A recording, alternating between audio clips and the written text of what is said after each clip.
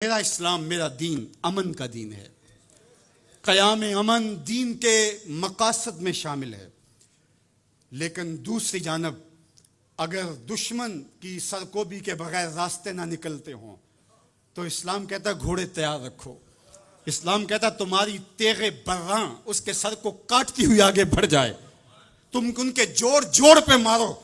تمہیں جہاد کا حکم دیا گیا تو ان دونوں پلڑوں کو برابر رکھنا پڑے گا۔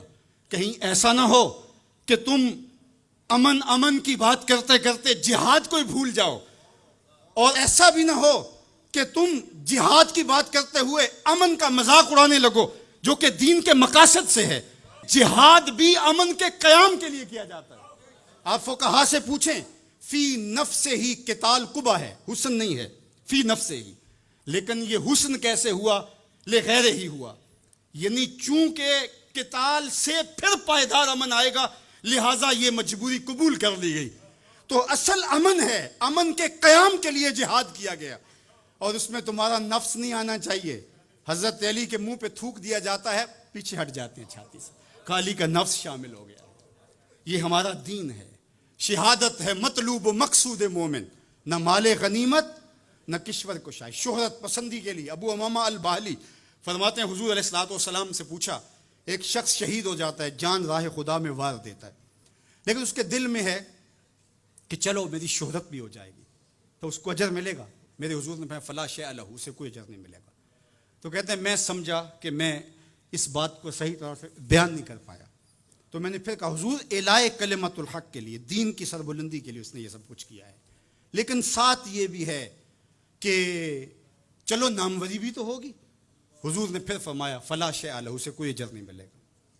تیسری مرتبہ پھر پوچھا حضور اس کا مقصد اللہ کے جھنڈے کو اونچا کرنا، اعلاء کلمت الحق، لیکن ساتھ یہ بھی ہے چلو ناموری بھی تو ہوگی۔ میرے حضور نے پھر فرمایا فلا شیء لہ، اور پھر مزید وضاحت کرتے ہوئے فرمایا اللہ صرف اسی عمل کو قبول کرتا ہے جو محض اس کے لیے کیا گیا ہو۔ تیرے عمل میں اخلاص ہو تو اس کا اجر کچھ اور ہے، حور و خیام سے گزر، بادہ و جام سے گزر۔ محض اس کی رضا کے لیے عمل ہو تو وہ جہاد ہے، ورنہ وہ جہاد، وہ قتال جہاد ہی نہیں ہے جو نفس کے لیے کیا جائے، جو مال غنیمت کے لیے کیا جائے، جو لوگوں میں بڑھوتری، جو زمین کی ہوس میں کیا جائے، جو خواہشات نفس کے لیے کیا جائے۔ تو ہمیں جہاد کے لیے بھی شرائط دی گئی، لیکن اس کا مقصد امن کا قیام ہے۔ تو بعض اوقات ہم یہاں توازن برقرار نہیں رکھ پاتے، اور توازن کا برقرار نہ رکھنا بہت سخت نقصان کا سبب بن جاتا ہے۔ یہ بلڈ پریشر تھوڑا سا اوپر نیچے ہو گیا زندگی لے جاتا ہے۔ اب کہیں تھوڑا سا ہی نیچے ہوا، کیا فرق پڑا اس سے؟ میاں اس توازن کا نام ہی تو صحت ہے، صحت کا نام ہی تو زندگی ہے۔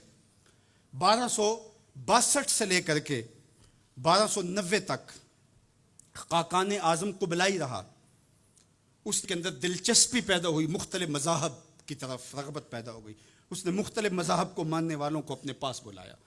غلام مرتضیٰ میکش نے یہ تاریخ اسلام میں سارا واقعہ لکھا ہے، اور اس نے بدھ مت کے لاماؤں کو، ہندوؤں کے بڑوں کو، جوگیوں کو، پادریوں کو، سب کو بلا کے کہا مجھے اپنے اپنے مذہب کے حوالے سے کچھ بتاؤ۔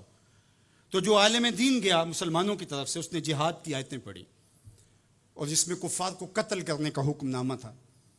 تو قبلائی خان نے کہا کہ تمہارا دین کافروں کو قتل کرنے کی تلقین کرتا ہے؟ اس نے کہا ہاں۔ تو کہا پھر آپ ہمیں قتل کیوں نہیں کرتے؟ تو کہا کہ ہمارے پاس طاقت نہیں ہے۔ تو اگر طاقت ہو تو کہا پھر ہم تمہیں کاٹ دیں۔ تو اس نے وہی کھڑے کھڑے حکم نامہ جاری کیا کہ ان کا دین اگر ہمیں قتل کرنے کا حکم دیتا ہے، طاقت نہ ہونے کی وجہ سے یہ رکے ہوئے، تو پھر یہ کیوں زندہ بچے؟ اس نے فوراً حکم نامہ جاری کیا جو مسلمان سامنے اس کو کاٹ دو۔